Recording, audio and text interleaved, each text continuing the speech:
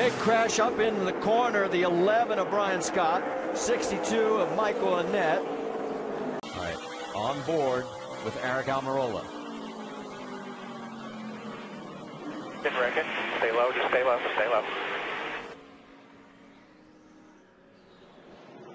It's almost like it's a little bit of a stack up right there of those cars getting in the corner. Yeah, and that's Michael Annette just seemed, I'm sorry, Almirola. Yeah, it looked like you just didn't anticipate things slowing down when you're under the, just on a restart here. You have to anticipate that things are going to be a little slower getting in there than actual speed most of the time. So, well, see, Brian Scott not very happy with him. Yeah, he was running 9th at the time, and boy, he is furious with Aric Almirola. I didn't mean to do that. I tried to race in the turn. I tried to race in there with a 31, and he stopped way sooner than I thought he should have. He's run into the back of me a couple times on restarts. Bristol comes to mind, and I don't know what it is, but when you turn somebody before you get into the corner, you hit the outside wall pretty hard. It was a tough hit. Killed our car. We weren't having the night that we wanted with our number 11 Shore Lodge Toyota. Guys were doing an awesome job on pit road, keeping us in the game. Kevin was making good adjustments. We were starting to hit on it, but now we're not going to see how our night ends. This is not the first time these two have had this kind of discussion. No, it's not the first time. They've had a few issues along the way, and Andy and I saw the 11 fall back there in that last run. Wasn't exactly sure what happened, but Jamie, you've got more? And we did catch up with Brian Scott. Not happy right now. We just saw you guys having some words. What was the issue, and what did you say? Well, really, it's an issue that's been building all year. He's ran into the back of me on restarts. He wrecked me at Richmond. He walls me at Chicago. He races like it's the last lap every time he's around me, and I've had enough of it. He's cost me a car, and he continues to race like that.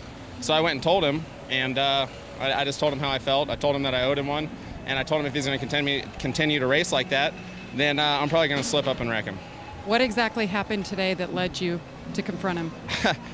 He just races like, I don't know any other better word for it than a jack, you-know-what. He runs you tighter than anybody. He tried to pass us on pit road and tried to block me from getting in my pits. It's just an every week thing, and I'm sick of it. I'm not going to put up with it anymore, and that's what I told him. Right there, he's blocked me from getting in the pits, and his pit stall's way down there. So he obviously has an issue with me, and now I have a pretty big issue with him. And it's not settled. Brian Scott said he has one coming. Let's go over to Vince for the other side of the story. Aric Almirola. Aric, we just heard the take from the other side. How about your perspective?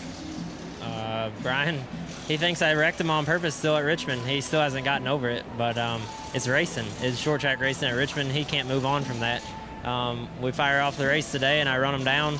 I get to him, and he runs right on my door and tries to spin me out. So then later on in the race, he tries to run me back down, and I run right on his door, and that's what he's mad about.